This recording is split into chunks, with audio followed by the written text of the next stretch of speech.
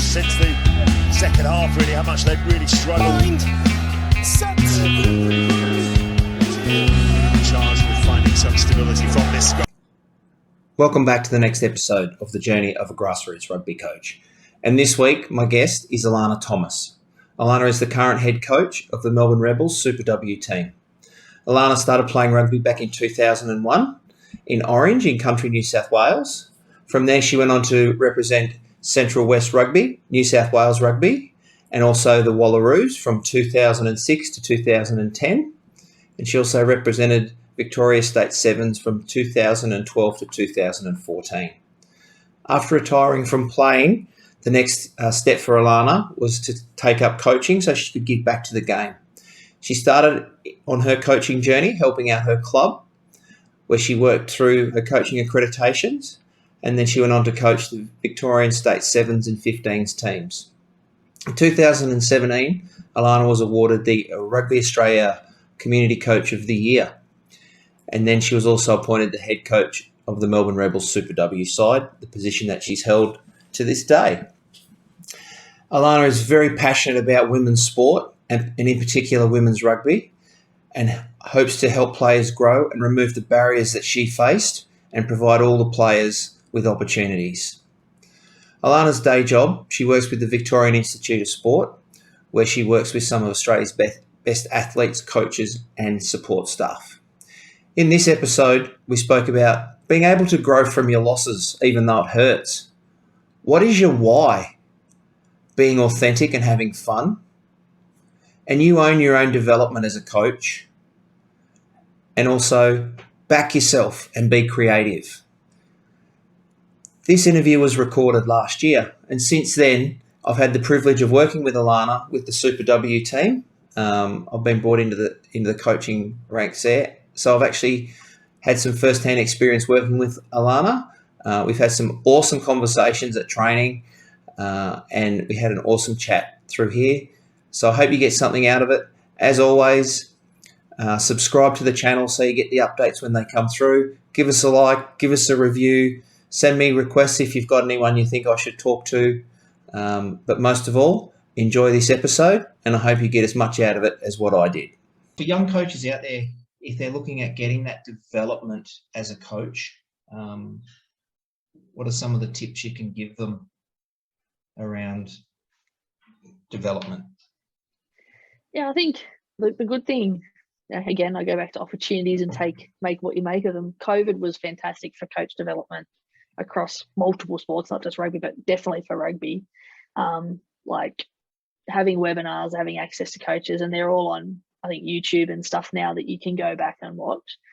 So I think it's for me, coach development is, as a coach, you drive it. You're responsible for it.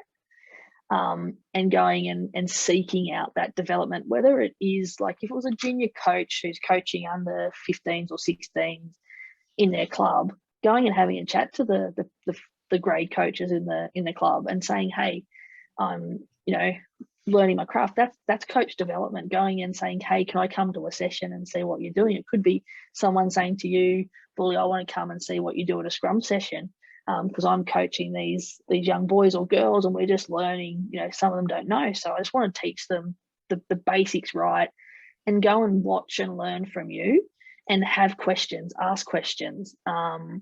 And everything is so accessible, and people are now putting more content and sharing more things. Like for me, like the rugby site, like it's a subscription site, but it's fantastic because you can go on there and it breaks it down and gives you all of that.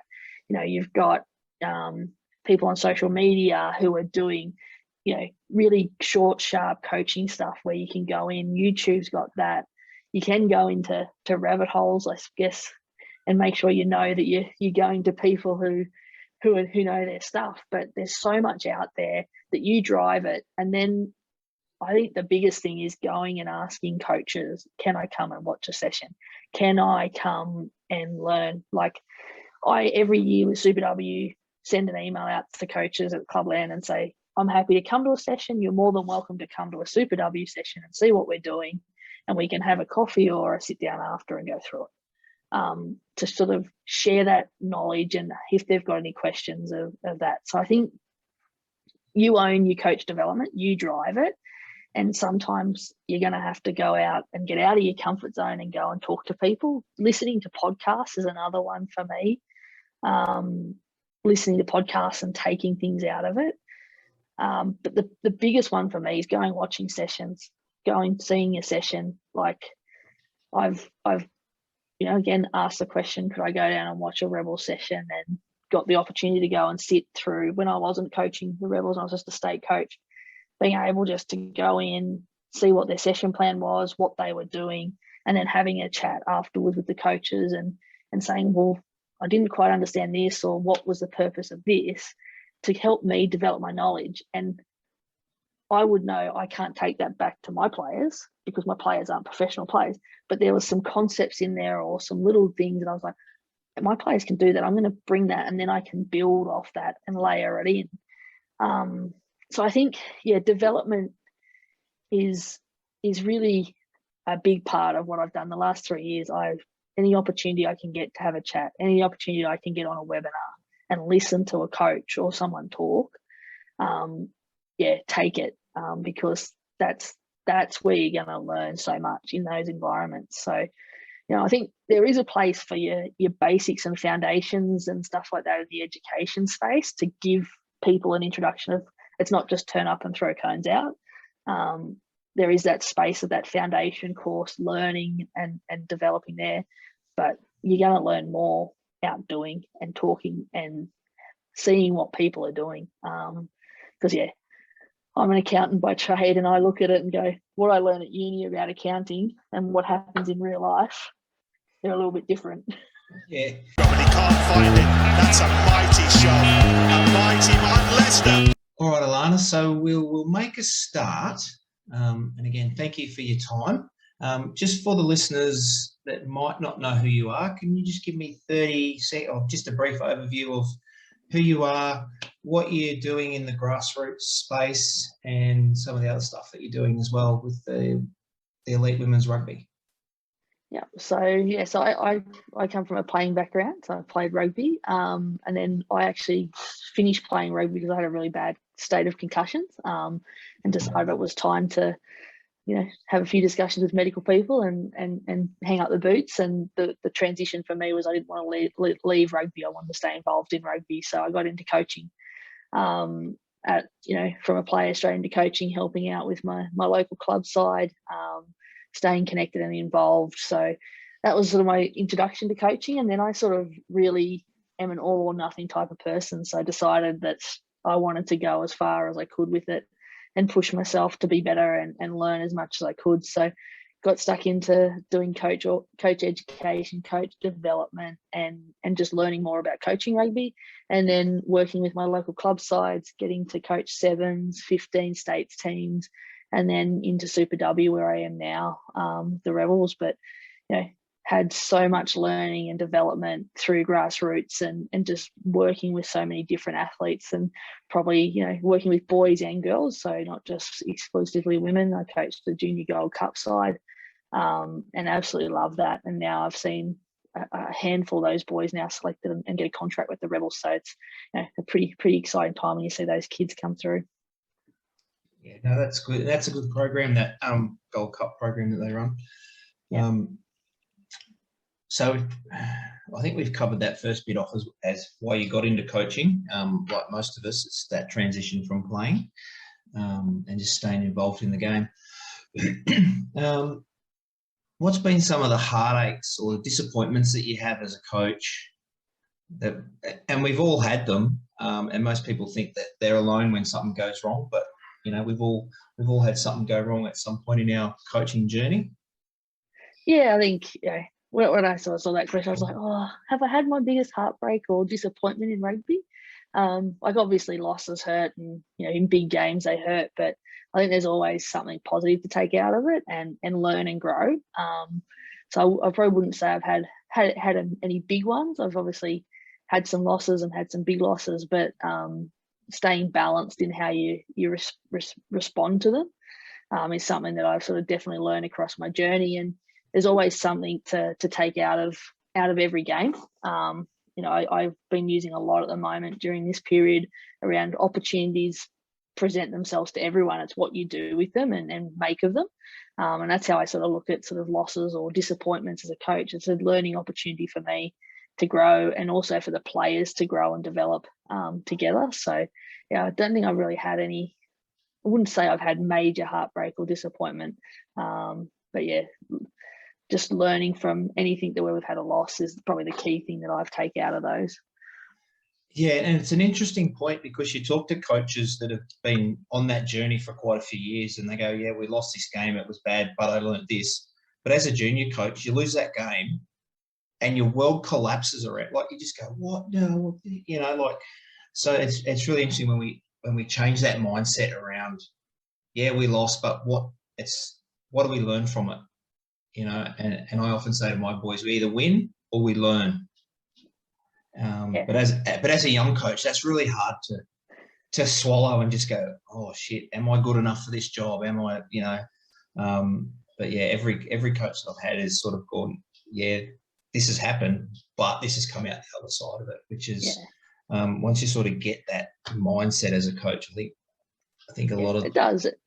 I think you, as a young coach, like, you do take a loss and go, what did I do wrong? What have I done? And you sort of blame yourself and try and fix it. But sometimes it's not about fixing it. It's just about either persevering with what you're doing or understanding the reasons behind it.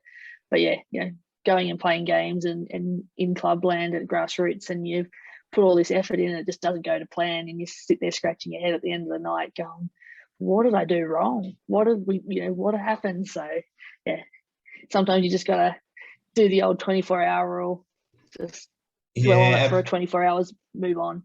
Yeah, and I think as coaches, we stew over it way longer than the players do. Definitely. Especially at, most of the guys at senior rugby, an hour later, you're still stewing on the result, and there's 6 beers in at the bar. They've moved on to next week, Yeah. And you briefly touched on it in your intro, but what are some of the greatest moments or the really good moments that you get as a coach that keep us, the ones that keep us going? Yeah, I think it's like the good moments of coaching is just, I suppose, every time you step out to play a game or coach a game, and particularly at grassroots with particularly club rugby, where you see particularly the women's rugby, because you've got everything from a player that's never played the game, doesn't even know the rules of rugby, to international players and everything in between. So every time they sort of go out and play, you watch your players and seeing them do something that they've been working on, and you can nearly see it on the field and see that light bulb moment. I've just made that tackle the way I've been practicing it for weeks. And it's just that big smile and enjoyment. And that for me is what keeps me going as a coach, because I want to give back to those players and those players coming through to have an opportunity to try and play the game, whether it's just to play a season of rugby, go and make a rep side, represent their country, giving them the opportunity to do that. So that's probably one of the big things about coaching, is seeing them go out and develop and grow, and as not only as players, but as people away from the field. And then, the things that, stuck out in the recently is with the under 18 boys and the Super W. We'd crossed over at training one day, and I said a couple of the boys from the under 15s team I coached walked into the gym and said hello, and asked how I was going. And I haven't seen them for a good 12, 18 months, and they were still so respectful, and just those things, that seeing those players and having those chats to them, getting messages from them randomly through social media saying, oh, can you have a look at this? They're the things that I think keep you going as a coach, that you're actually giving back to someone and helping someone else succeed on their journey. And it might only be 1 or 2 things, or it might only be 1 year, but being able to see them then go on and achieve things, that's why you coach. Yeah, absolutely agree. And like you said, it might not be them achieving, national level, but they achieve like the good tackle tech, or a good strong ball carry, or they learn to pass left, right instead of right, left, and just those little tick, tick, tick. Yeah. And like you said, those moments where you see a player and you might have coached them in a rep program for 6 weeks, and 3 years later they bump into you, or their parents bump into you and go, oh, you're Alana. Yeah, so-and-so talks about you all the time. You know, just those little, and that's not what that's not what we do it for, but it's just that little bit of a, oh yeah, I'm actually all right at this. Yeah, and making those connections. And I think the other thing is, like, I keep all, like, at the end of the season, that whether it be from club through to rep, like the cards that you get from the players at the end of it, and just the messages on that. And sometimes when you're sort of struggling to get out in the Melbourne winter and it's blowing a gale, rain's coming in sideways, you know, and you're just having a tough time of it, to be able to go back and reflect on that and read some of those messages, it actually helps you as a coach. And I think that's the thing that, you know, you love. I know I've got a partner who's a teacher, and year 12, when they leave, it's the same thing when you're having a tough time, picking those things out and going, this is why I do it. This is my purpose of why I coach. Yeah. And I think it's that when you get asked what your why is, because we ask our players all the time, why do you do this? But we never really ask ourselves. And I remember a few years ago, I was in New Zealand on a course over there, and Murray Mexted was there. And he basically said to us, why do you coach and what's your philosophy? And I just went, oh, shit, I don't know. It was just something that happened. And then you sit back and you think about it, and you start actually thinking, yeah, it's the little things, the nod or the shake of the hand or the appreciation that you get for it that drives you to keep going. And that's really good. Yeah. And I like that bit about you get those cards and that. We've recently downsized and moved into a really small place, and I've got all this stuff. I'll probably send you. Just got, my wife calls it rugby shit. You know, do you need to keep this? Yeah. What do you need that for? Oh, some kid gave it to me, 15 years ago, but it's just there. I might not look at it every day, but it's there. And I was just like, yeah. There's some really stand-up arguments about stuff that we were going to keep and not keep. But yeah, and anyway, I compromised.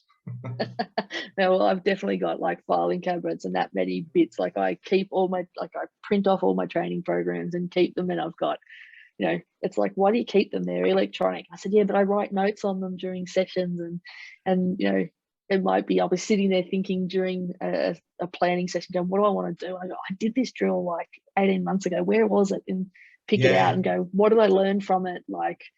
And okay, what did I say I was going to change? Radio. Now I can put it into this session plan.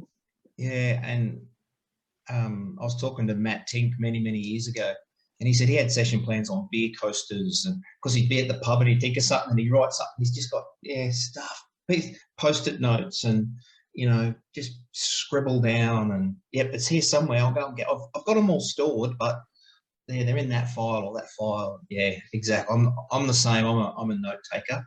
I've got books and books and books. Yeah, I've got a book here, and it's all got all the markers from all the different webinars or things I've gone on, and I just want to take that and I go back and read it. If I had been that good at school, I would have got an awesome mark. Mate, I reckon I'd have had a doctorate if I'd have been as attentive at school as what I am in some of these webinars. Like, I'm the same, especially with COVID. There was all these webinars with people that you never thought you were going to get in contact with, and just little bits of gold, and you write them down and then you type them out, and then I'm the same. I got books full of stuff, and I might not use it for 10 years, but it'll just sit there and it's ticking away, and I know where it is. Yeah, no, it's an obsession, unfortunately. It is. What about some of the lessons that you learn along the way that you could pass on to new coaches that can help them, continue in the game or develop or take up coaching, or, because my theory is, and it's just a theory, is that there's been no new problems for 20 years. We've all had the same problem. They're all, they might manifest in different ways, but every grassroots coach has probably had the same list of, this has gone wrong, I stuff this up. But when it happens to you, you think you're the first person that it's happened to. So what are some of the lessons that you've learned over the time that can help ease that, or, encourage people just keep going? Yeah, I think the thing is to remember like we said before, the why, like have fun. Like we all love rugby and sport. Like if you love sport, and it doesn't matter what sport, whether it's rugby, whether it's netball, whether it's soccer, we all love it. We all love it because we have fun and we enjoy it. We either enjoy playing it, watching it. So don't forget that when you're coaching, because I think sometimes I'm a really intense person, so I sometimes forget to have fun. And that's why I always have to make sure I've got coaches around me that can bring that and remind me to have some fun. So I think it's always having fun. And always, I suppose, be yourself. Be authentic to who you are. Because I think that's probably one of the most important things, that your personality is your personality. Every person is unique. So be you. Don't try and be someone else because they've been a good coach. Like I see it a number of times where people will go, you see coaches say, we're going to do this because the All Blacks do it. Do it because of who you are and what your players are. I think that's, don't do it because that's what they do. Do it because it's what you want to do. And ask for advice. That was probably my biggest learning as a young coach, is having the confidence to ask people for advice or go and have a conversation with a coach. That's probably one of the biggest things that if I was to say any, not regrets, but big lesson, was go and talk to coaches. And I'm really blessed where I work now at the Victorian Institute of Sport. I've got world-class athletes, coaches, medical staff, performance staff, and some of the best development I've got as a coach is talking in the stairwell with Simone McInnes, the Melbourne Vixens netball coach, because basically your technical and tactical element of your games are unique to each sport, but how you coach and teach and get players to understand is similar. You have to have that knack of tapping into it. So go and have those conversations and ask to talk to people, because they're some of the best conversations. And even, going and having a coffee, or, in this time of COVID, saying to someone, would you mind jumping on a Zoom with me for, 20 or 30 minutes just to have a chat about rugby? And what's the worst you're going to get? A no. And you might be surprised. And how often does it happen that someone says no? Yeah. And that's what I found. Like during COVID, it was just like, I've reached out to all these people and not one of them has said no. Yep. It might be, I can't do it that day, I can do it another, but no one has actually gone no, or, whatever. And like you said, sometimes it's other sports that we get that knowledge from about how to coach. Yeah.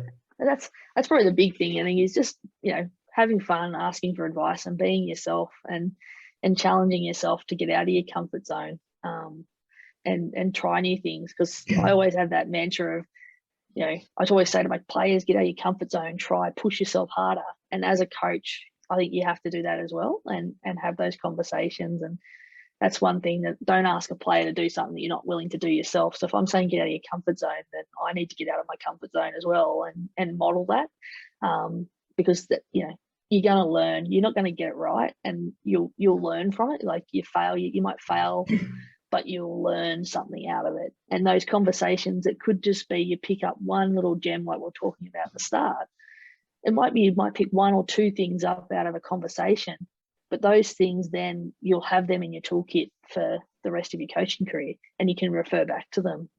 So yeah, I think having those conversations, as casual as they could be, and as infrequent, or you could just see someone at a rugby match having a conversation, that's where some of the best discussions and learning happens.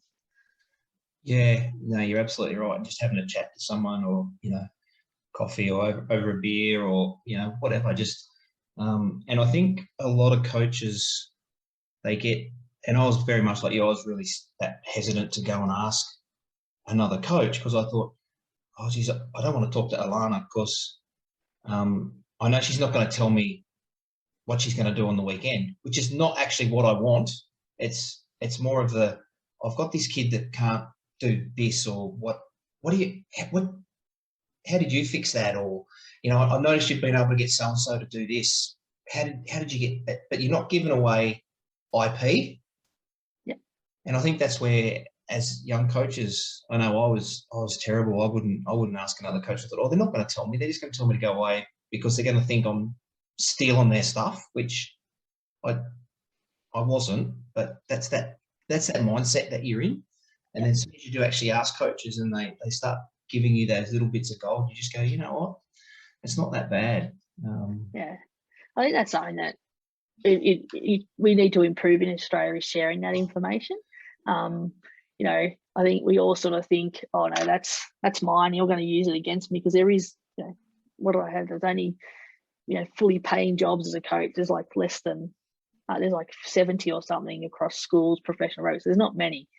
But I remember a story back from when the old Australian Institute of Sport, where Eddie Jones, I think he must have been at the Brumbies or somewhere, and he just walked in during a level high performance coaching course and just threw his playbook. This is what we did at the Brumbies, whatever year it was. And everyone's like, why would you do that? And he was like, because I've got to get better now, because you now know that. I've got to get better as a coach, so that I can stay on top of it. And he's someone, love him or hate him, because he's polarizing. You either love him or hate him. But look at how he's evolved and grown and changed as a coach, from coaching Brumbies, Wallabies, South Africa, Japan, England. Like, he's had to evolve across generations of rugby, and still be at the top. But again, you know, he's not loved by everyone, but you know, you've got to admire him for being able to go through that journey and change as a coach. Yeah, and it's really good. I like Eddie now, but when he was with Australian rugby, probably not so much. But the credit to the guy, like you said, he's changed as he's gone along. And I listened to a podcast that they did with him, and one of the guys goes, "Oh, what's that on your wall behind you?"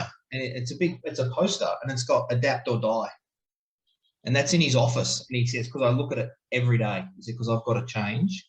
And it's good that you brought that up, because I spoke to a coach in New Zealand who was with one of the Super Rugby teams quite a few years ago, and a similar thing with Graham Henry.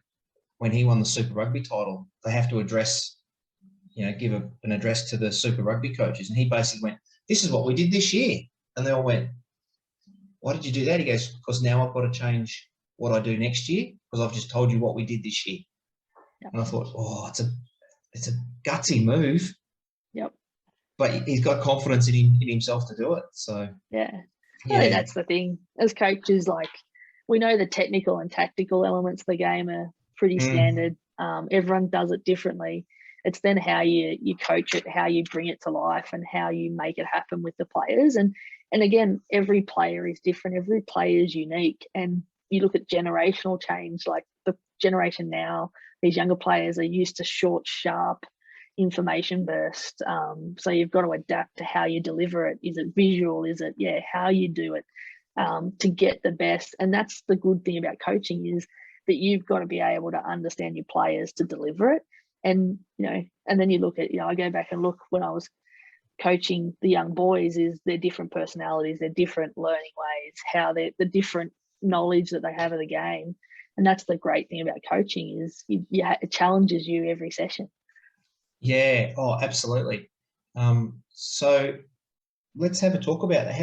What do you do in your sessions? So if you're coaching at a grassroots, you know, a junior club somewhere, boys or girls, it doesn't really matter, or even with some of the women's competition in Melbourne, like you said, you've got that player who's never played before, turns up because they just big mates play, you know, whatever, and then the person next to them is an international, or, you know, that next level. What do you do in your training sessions to develop this player that's at this level, and keep this player interested and try and develop them as well? Because that's a challenge for young coaches. Yeah, it definitely is. And I think that's probably when I first started, when I was back end of my career finishing. As an experienced player, you become that on-field coach. So I think it's always good for those experienced players to have to help those new players come along, because it also helps them to see if they understand what we're doing. So they have to go back and think about what we're doing, and they have to think back about the why, because they have to explain that to someone who's got no idea of how to play. So I think that's always a good thing, to give them that task, that leadership role, but also giving them that stretch as well on the field with how we're going to play and how their skills are, and focusing them on their own game. The key thing that I always used to do is try and get those newer players and try and get them in the warm-up or before we start training, and just say work on little things, little basic stuff. If in clubland we don't have a massive coaches, so it could just be the player turns up and goes like, and you just go and have a chat to them and say, this is what we're going to do tonight. Give them the heads up, give them some key tips, get them out doing some stuff beforehand, whether it just be passing, tackling, breakdown, whatever our focus is for the night, is giving them that little bit of help, then linking them up with some girls that know, or players, sorry, that know what they're doing, so that again, they're having to teach them and remember in their head why we do this, what's the purpose of it. So again, they're thinking about it. And then in training, creating that environment where it's okay to drop a ball, it's okay to not do something right, but then how those players then lift them up. Because again, at the end of the day, I'm not on the field. I can't say to the ref, stop the game, got to give them some help. That's their players and their teammates. So I think using the experienced players for leadership and getting them to start being coaches and helping is going to help their game, because it reminds them what they're doing and why they're doing it. And then when you are training, creating the environment, if something goes wrong, it's okay. It's going to go wrong in a game, because very rarely what we practice perfectly on Thursday night doesn't go perfectly in a game. So understanding that things are going to go wrong, you've just got to react to them.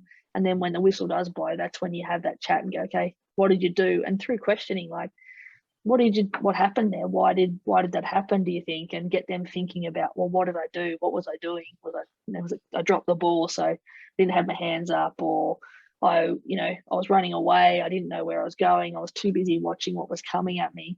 Getting them to think about it so they get some self-education and self-review of what they do. And then, you might have to do a bit of work with those newer players away from rugby, away from the main training group at times, before or after training, just to keep bringing them along.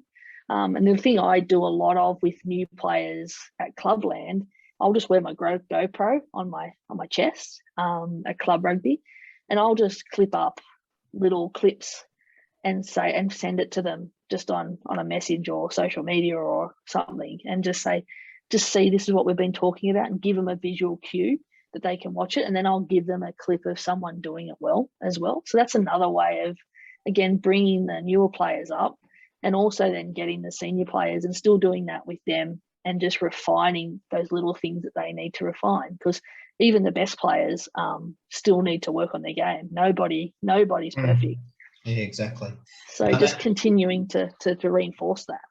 Yeah, and that bit around using the social media platforms, I've found in the last 4 or 5 years, is just the stuff that, like you said, you can send them that clip of, this is what you're doing, this is what it should look like, let's get somewhere close to what it should look like.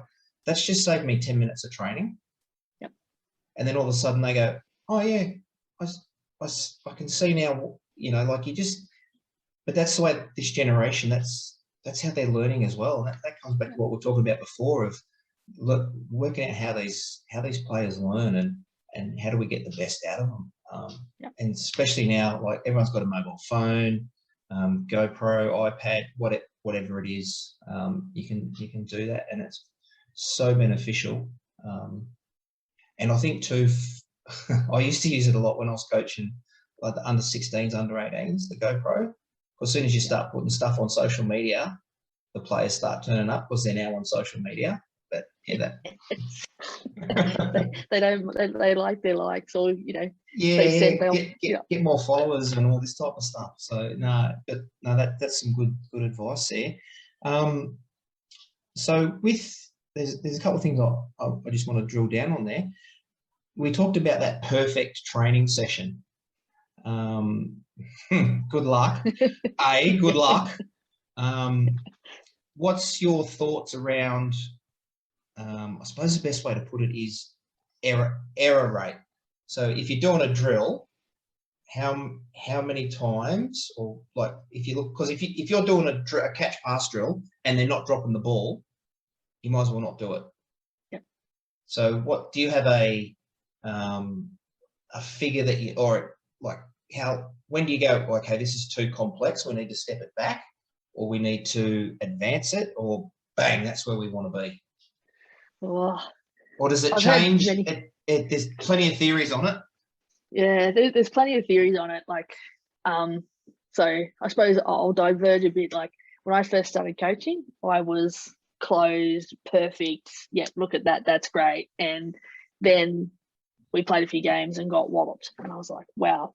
And then I went and did some coach development and got to know a coach who's now someone that I sort of do not a fair bit, but have access to a little bit. And he totally changed my thinking on how I should coach. And I've gone from being really structured coaching to really unstructured and messy. And if someone came and watched and had no idea what we were doing, would go, what are they doing?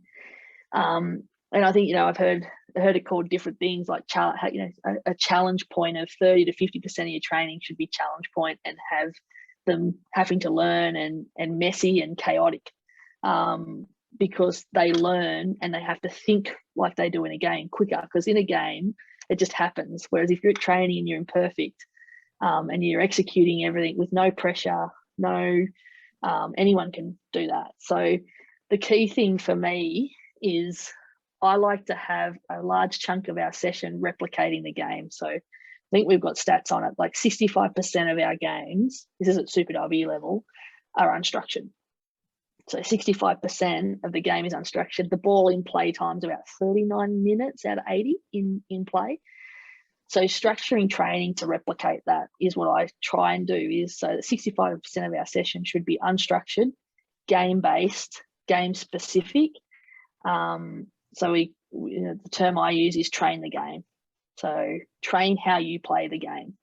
So, training the game, if you want to start fast, then you have a big, fast, chaotic drill at the beginning, get them up and about, but have it specific and have constraints so that you get the challenge point, you get the errors, you get the mismatches that they have to think on their feet, so that they're learning. And I talk about it, I don't have a psych degree, but talking about new neural pathways. So something happens, they have to react and they learn because they've created a new neural pathway, because they've had to react to what's happening and then adjust to it, and then see if they have success or they have failure. So then they learn from it, because then they're thinking about, well, what did I do?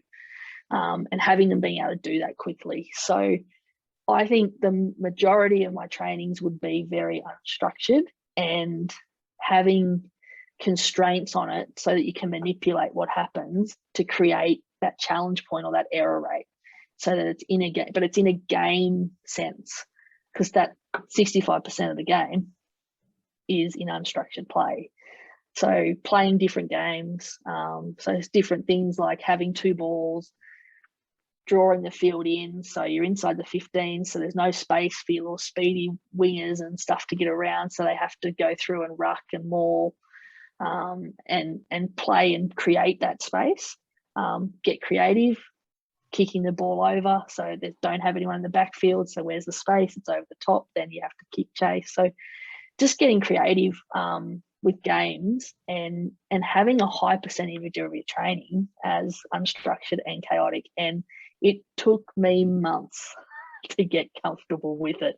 I hated it. I'd walk out from training and go, what have we done? Have we learned anything? And then I seen it in games starting to come. And you could see the players feeling more comfortable, because we were overloading them with speed. The ball, they didn't get there within 2 seconds. The ball was gone. Like, we overloaded them so that in the game it was slower. They could actually react because they were used to it being faster. So I don't know whether that's answered your question, but that's sort of where I've gone on the journey. Yeah, no, that's good. And I think too, like, I've done it at a few clubs I've been at, and like you said, you walk away going, oh shit. But the players have to get used to it as well, because the players are probably used to every time they drop the ball, they stop. Yep. And you just look at them, you go, what are you doing? Drop the ball. Okay, then turn the ball over. What do you mean? Well, the game doesn't stop just because you drop the ball. Or if it does, what do we do now? And yeah, so it takes the players a couple of weeks as well just to get used to, oh, okay, I dropped the ball. What am I going to do? I'm going to dive on it, or I'm going to do this, or, oh yeah, there's a space over the back. And they look at you, can I kick it? I don't know. Can you? Good. Yeah. Do what you want, mate. Find the space. Yeah, and it's changing that whole mindset of the players as well. Yeah, and it took us a while, like, and I did it at club trainings as well with some of the local clubs, just again to show them that and create that environment where let's see what you can do. And it took, we sort of say at the first sort of couple of sessions, they were just, oh, we don't get it. And then as we progressed, you could see them starting to think like they will in a game of, okay, we're playing chaos here. We know we're only going to have the ball for a couple of phases and then there's going to be a turnover and we've got to adjust. So then it got the communication, the language, and the language we're using in terms of our attack and defense and transition started to come, because they knew what, they started to realize we have to be really succinct and go, right, what's this word that we use? What's that triggers us to go, right, this is what we're going to do in defense. We've got to connect and get up. We've got to fill the field, turnover ball, counter attack. This is what our counter attack policy word is. So bang, we all know where we've got to be. So yeah, it took a while and it totally turned my coaching on its head. In 2019, it totally turned me on my head and I went, I get that. And as a player, I was like, I would love this. Yeah. And I'm pretty much like you were when I started. It was all corner drills and straight line running. And if you drop the ball, it was push-ups or sprints. And you just go, oh, mate, all the stuff that if you saw a coach do now, you just go, oh, shit. That's how we used to do it. Like, that's how it was. I used to do some, I've never been a fan of touch footy, like the conventional touch. They always hate when I go, we're playing touch, because they're going to go, oh shit, what rules is he going to? And I just changed the rules up. I did it at one club, but I actually gave different people the ability to do different things. So if you get touched, you can keep running. If you get touched once, you can offload, like all this different, but didn't tell anyone else what that person was allowed to do. And it was mental for about 2 weeks. And then they just went, we've just got to play. I've just got to look after what's here. Yep. And it just changed their whole mindset of, now I've just got to look here, bang, this is what I've got to do. If this person keeps running, I touch them again. But it was getting the players just to think, oh, I've touched them, now I'm going to run backwards. Well, no. It's, like you said, it's just chaos. But yeah, I'm converting over to it the more I see it. But yeah, it's a lot harder than, especially I think at a senior level. And I think the key thing is getting to know what's the outcome that you want out of it. Like being that organised that, if this chaos job, what am I trying to get out of it? Is it an attack or a defence thing? And making sure you know what you're trying to get out of it, so that at the end of it, you can say to the players, okay, this is what did you think we got out of it? And what was the focus of it? And then be able to say, yep, they got it. They understood it with your key focus, because, it can get messy and you can just shake your head and go, I didn't get what I got out of it. Why? But then the players may turn around and say, hey, this is what we got out of it. We focused on our counter attack. We were really focused. We could see that we're getting the ball turned over more and more. So we had to work on our counter attack. You go, okay. They get the picture. Yeah, and that questioning as well, that's really important around those types of drills. I'm actually considering changing, not use the word drill. I'm starting to use activity. We're just doing an activity just to try and break mindsets and, just try and do something different. But we'll see how that goes. Well, it is, because they learn the drill. Like if you're doing a drill, they just do the drill and they don't think it's this. How does this work into the game? So bring it back to the game, because they just go, okay, we're just doing a 2v3 or a 1v, 3, and they'll just do it. But then you'd think, well, hang on, what happened? How would you do that in a game, or where would you do that in a game? Because they just go, I've just got to beat this defender and score a try. That's it. Like, what is it that I'm trying to do? What is it should I be trying to do? Sometimes, they learn the drill, not the skill. Yeah, exactly. And another one I'm thinking I'm going to start using this year. And a coach said to me a few years ago, everyone says, play what's in front of you. He says, play what's on. Because what's on might be out on the left wing, but it's not in front of you. And I went, oh, that just don't, now we've opened up the whole field, you know, because if you've got, and I thought, I might slowly bring that one in. I think they want to blow their minds too much. Yeah. But yeah, it's interesting how the game, that stuff's making its way in. And I think a lot of young coaches, like they hear game-based and they go, oh, I haven't got 30 players. How do I do game-based training? 1v1 is a game. 2v2 is a game. One guy chasing another guy is a game. Put constraints on it, give it a score, it's a game. You know, and I think that's where a lot of young coaches go, oh, I don't have enough. Well, how many you got, mate? Oh, I got 10. Cool. Play 6v4, 5v5, whatever. That's a game. Like you said, when you work out your constraints and what you want to get out of it and design it around that. Yeah. Exactly. And once you put a score on it, or you know, someone wins or loses, then they light. Like you can just see them go, okay, I want to win, like, because everyone wants to win, and it's like, right, I'm going to have a crack. My guys love the cone game the best.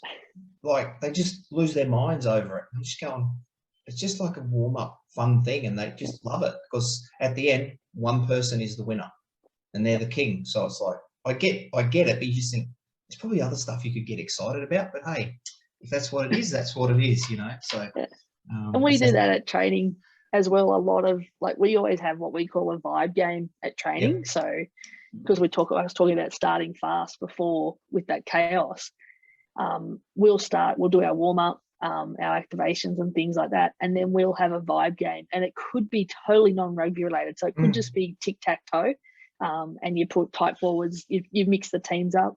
It could be your cone game. It could be something as simple as like frisbee, anything game related where someone has to compete against someone else, and they get up and about, and then that sets the energy for training.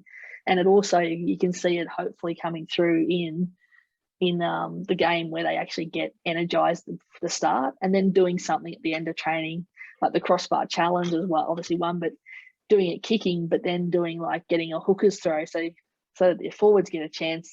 Okay, you'll stand on the 22 or 15 metre and you got to do a hooker throw, back speed forward. So obviously all your hookers are like, sweet, this is my one now, passing from the ground, just different things. It just makes fun enjoyment for them in training.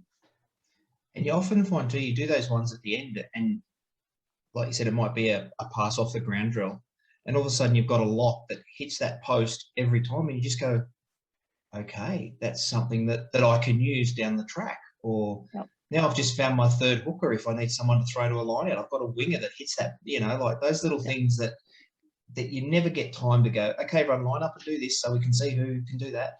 Every now and again, someone will do, a box kick and put it on, this, and you go, mate, you're a hooker. What are you doing? But cool, I can use that. That's good. What's your thoughts around feedback to the athletes? So there's different, like some will stop like every minute or whatever, stop, give group feedback or individual feedback, or whole part whole, all that type of stuff. What's your thoughts around feedback to players? So for me, I like, obviously, the start, make sure you give a clear instruction and then let them do it. Let them get the reps and let them do it. And then having those little chats as they go through it. So they're doing a drill and they're passing and it's just wave passing or something like that. As people come through, having those individual chats to them as they're going. But also I think as coaches sometimes, and particularly young coaches, we pick on what they're not doing well. Rather than what they are doing well, and if they don't do something well, how they can improve it, and making sure that we're clear on, what we're looking for one, but also praise them when they do it well, and when they don't get it right, give them, either question them what happened there, because if they throw a bad pass, they know it, but it's actually getting them to think, why did I throw that bad pass? What was it? And if they can start to identify it, they can adjust it. And then, there is times where you have to stop the drill if it's just not going well, or do freeze frames. That's something that I've started to do a little bit more of. is, and my S&C coaches hate it because they're not getting their GPS data. So sorry, Matt, if you're listening. But go freeze, double blast the whistle, freeze, everyone. Okay. And then ask some questions. What do you see? Where's the space? Use it as that education tool. And again, not telling them what's happening or seeing it, asking them what they're seeing.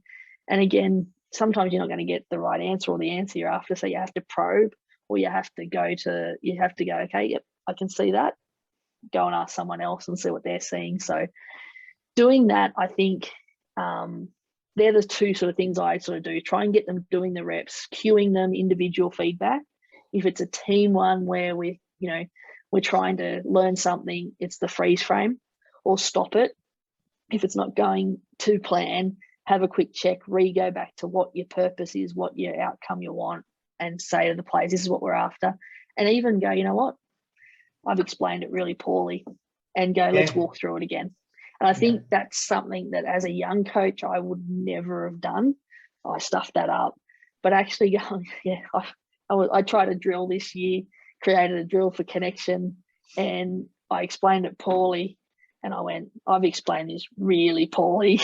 I said, let's stop, let's restart, let's walk through it. Oh, now we get it. And I'm like, okay. And then, but you earn a bit of kudos as well that, I've stuffed up. Yeah, or you've got that drill in your head or written down, and when you do it, you just go, this is actually rubbish. But it looks so much better when I was thinking about it. And then you just stop it and just say to the guys, this is not. Like I said, then you get that kudos from them that they can actually then come to you and go, I don't think when we're doing this is working how, then they feel free to challenge you as well and go, what are we actually getting out of this? Or, why am I running an unders line there? And if you can go, well, because I want you to, okay, cool. Because they know that you're actually happy to go, you know what? I don't know. I just saw it and I thought it looked good and it didn't. And it just gives you that, like you said, that bit of credibility that, because we don't, as coaches, we don't know everything. Yeah. And I think the other thing as well with the queuing of the players that, if you see a player that is struggling with something and you're queuing them, just grabbing your phone, because all of us have phones with cameras these days. You don't even you just pull your phone out, film them while they do it, and then again, send it to them at the end and say, or at the end of training, grab them and say, hey, so this is what I could see. And then can you see what I've been trying to tell you? Because, sometimes I know as a player, I don't do that. I didn't do that when I played. And then the girls all know, they quote it to me now. The video never lies, does it, Alana? No, the video doesn't lie. Yeah, but there was no videos around when I was playing, so that's okay. Yeah. I didn't pull that scrum down, sir. Yeah, exactly. Yeah, and it's quite interesting. And I'm all for queuing and giving all that type of stuff. But every now and again, you'll just get that one player that has the ugliest pass technique you've ever seen, but hits the spot every time. Yep. And I just go, you know what, mate? You're hitting it. I'm not going to. And it astounds me that coaches will go, oh, no, but I want him to do and this. And that's great if he can't do it.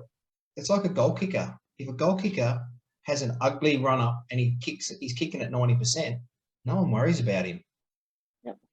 And you think, why are we? Yeah, if the guy can't, if the player can't do the skill, absolutely break it down. Yep. But if this guy has got a really horrible passing technique, but he's all kicking whatever it is, yep, and he's getting the results, let him go. It's astounding how and as young coaches, they're not hands to target, and you just go, yeah, but he's hitting the target, so what does it matter? Yep. I think that's the thing. I think I don't know who was it, coach. I was coach again, another coaching development I was on, and the coach sort of said all he worries about is catching the ball early, and either hands to target, doesn't worry about this section of do they dip the ball, do they whatever. He said, because if that pass is hitting the target and consistently, just like you said, then don't change it because it works for them. And it comes back to every player's unique in how they do things. How I kick, and like as a goal kicker, how I set up the ball, people stand behind the ball and address the ball. I put the ball on the tee and I'm 2 steps back, and that's my run up. I don't stand over the ball and then walk back. It just works for me. And, I've tried to do it other ways and it just doesn't work in my biomechanics, obviously, or whatever. I'm just naturally like it that way. And I don't think you'd find any 2 goal kickers in world rugby have the perfect technique. Yeah. Like if you broke a lot of them down, you just go, there's no way you should be kicking at 90%. But like you said, it works. Yeah. So I think young coaches, they get caught up in that a fair bit. You spoke a lot about coach development during this, and this is what this is all about for me, is that development package. Of course, for me in Australia, I will preface this by saying it is getting better, but we used to have a coach education system, and nothing. So you go and you do your smart rugby, your level 1, level 2, level 3. You might go to a PD once a year, and you just kept ticking the boxes, as opposed to the stuff that's going on now, which is development. So what are for young coaches out there, if they're looking at getting that development as a coach, what are some of the tips you can give them around development? Yeah, I think the good thing, again, I go back to opportunities and make what you make of them. COVID was fantastic for coach development across multiple sports, not just rugby, but definitely for rugby. Like having webinars, having access to coaches, and they're all on, I think, YouTube and stuff now that you can go back and watch. So I think it's, for me, coach development is, as a coach, you drive it. You're responsible for it. And going and seeking out that development, whether it is like if it was a junior coach who's coaching under 15s or 16s in their club, going and having a chat to the grade coaches in the club and saying, hey, I'm learning my craft. That's coach development. Going and saying, hey, can I come to a session and see what you're doing? It could be someone saying to you, Bully, I want to come and see what you do at a scrum session. Because I'm coaching these young boys or girls, and we're just learning. Some of them don't know, so I just want to teach them the basics right, and go and watch and learn from you, and have questions, ask questions. And everything is so accessible, and people are now putting more content and sharing more things. Like for me, like the rugby site, like it's a subscription site, but it's fantastic because you can go on there and it breaks it down and gives you all of that. You've got people on social media who are doing, really short, sharp coaching stuff where you can go in. YouTube's got that. You can go into rabbit holes, I guess, and make sure that you're going to people who know their stuff. But there's so much out there that you drive it, and then I think the biggest thing is going and asking coaches, can I come and watch a session? Can I come and learn? Like every year with Super W, send an email out to coaches at Clubland and say, I'm happy to come to a session. You're more than welcome to come to a Super W session and see what we're doing. And we can have a coffee or a sit down after and go through it, to sort of share that knowledge and if they've got any questions of that. So I think you own your coach development, you drive it. And sometimes you're going to have to go out and get out of your comfort zone and go and talk to people. Listening to podcasts is another one for me. Listening to podcasts and taking things out of it. But the biggest one for me is going watching sessions, seeing a session. Like I've again asked the question, could I go down and watch a Rebel session, and got the opportunity to go and sit through when I wasn't coaching the Rebels. I was just a state coach. Being able just to go in, see what their session plan was, what they were doing, and then having a chat afterwards with the coaches and saying, well, I didn't quite understand this, or what was the purpose of this, to help me develop my knowledge. And I would know I can't take that back to my players because my players aren't professional players, but there was some concepts in there or some little things, and I was like, my players can do that. I'm going to bring that, and then I can build off that and layer it in. So I think, development is really a big part of what I've done the last 3 years. Any opportunity I can get to have a chat, any opportunity I can get on a webinar and listen to a coach or someone talk, take it, because that's where you're going to learn so much in those environments. So, I think there is a place for your basics and foundations and stuff like that in the education space to give people an introduction of, it's not just turn up and throw cones out. There is that space of that foundation course learning and developing there, but you're going to learn more out doing and talking and seeing what people are doing. Because I'm an accountant by trade, and I look at it and go, what I learned at uni about accounting and what happens in real life, they're a little bit different. Yeah, exactly. And I think too, not that you don't get the opportunity, but you might not get invited to something. But if you ask, you very rarely get told no. Because like you said, the Rebels don't throw an open invite out to every training session. But if you went and said, oh, look, can I come and watch this session? The chance, 98% of the time, they're going to go, yep. And if not, they'll give you a legitimate reason. They might go, look, can you come next week because we've got, something different this, blah, blah, blah. But I was the same. I did a week in there with them. I had to take a week off work, so I went in there. And like you said, a lot of the stuff they did, you can't take back to clubland. But you could go, but I can take that little concept and that little concept and that little bit and just use some of the things that you learn around the stuff that they do. Yeah, and I think the other thing I like about Clubland as well is, particularly pre-season, is where you bring your club together and have all your coaches and players together. And one of the clubs that I was at as a player, and when I was transitioning out, is bringing the pre-season, getting all the core skills, and having all the coaches coaching and the players moving around all the coaches, and everyone had their own defined area that they were coaching on that session. And it exposes players to different coaches and different voices and different ways of thinking. But it's also a good way of developing young coaches. If you've got a young coach that's really wants to learn, put them with one of your senior coaches and let them, things I always say is, I'll lead this first session and then next week you're doing it if they're not confident, and create an environment where they can learn. And I think that I think is really good. And then, again, having coaches meetings with all coaches as well, like all your senior coaches, and allowing you to have those discussions. And again, having good discussions about, this is what we're doing, this is why we're doing it, I think is fantastic as well. And doing that with seniors and juniors, particularly with clubs that have got their seniors and juniors, it helps those coaches down in the age grades to see what's happening. And then again, they might not be able to do everything, but they might just pick up a little gem that they go, oh, I really like how they talked about doing this. I'd love to try it. What are you going to lose? Nothing. You can turn around and go, no, kids love it. And you go, and they go, oh, we love that drill. Can we do it again? Or we love that activity. Yeah, absolutely. Yep.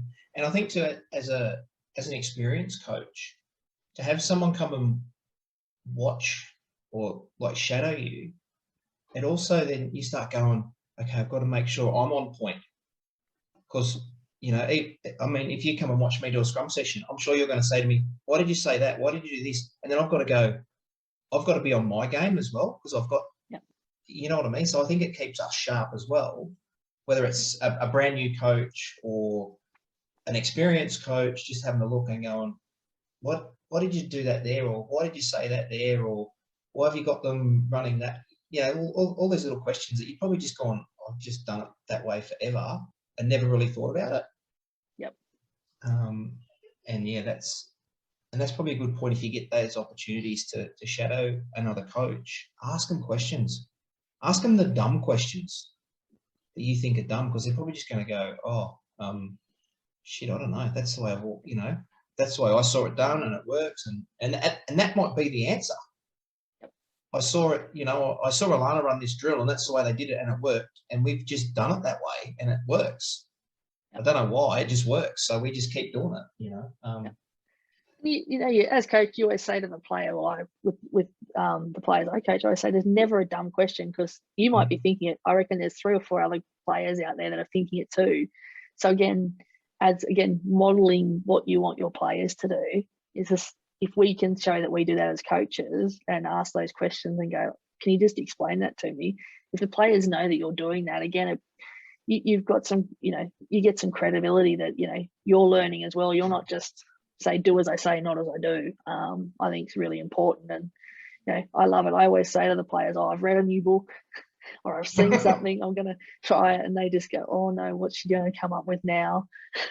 And I think too, like you said, if you can say to them, oh, I saw this on the weekend, let's see if it's going to work.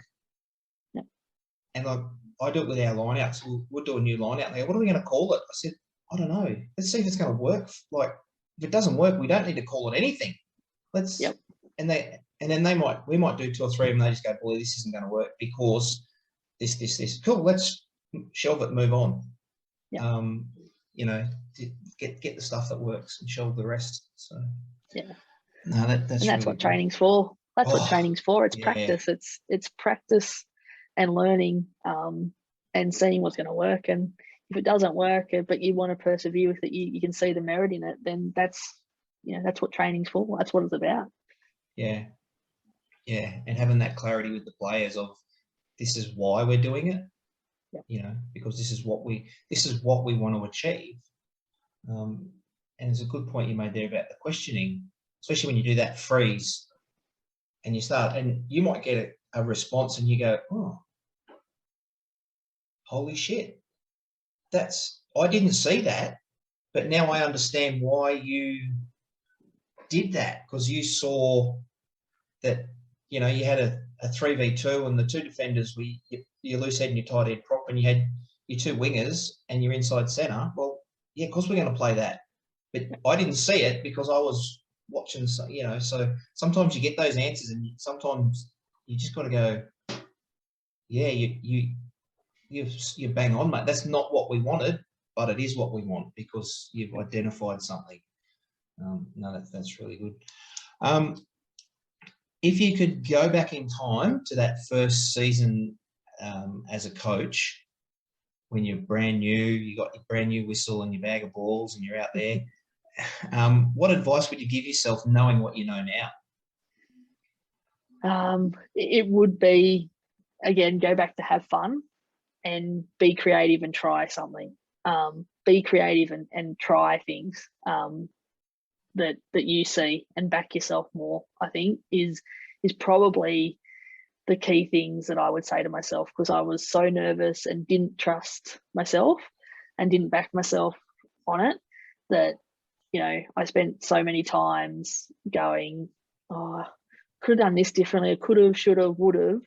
And even now, if I haven't been me and been authentic and tried stuff, I'll know in my gut, I'll stew on it because I know that I haven't been me and I haven't had fun and I haven't trusted myself and my gut, because I've tried to go, oh no, I shouldn't do that. That's a bit out there, and I should, this is what everyone else does. So let's follow suit. So I think that would be the big thing is, go trust yourself and back yourself, and have fun and try things. Be creative.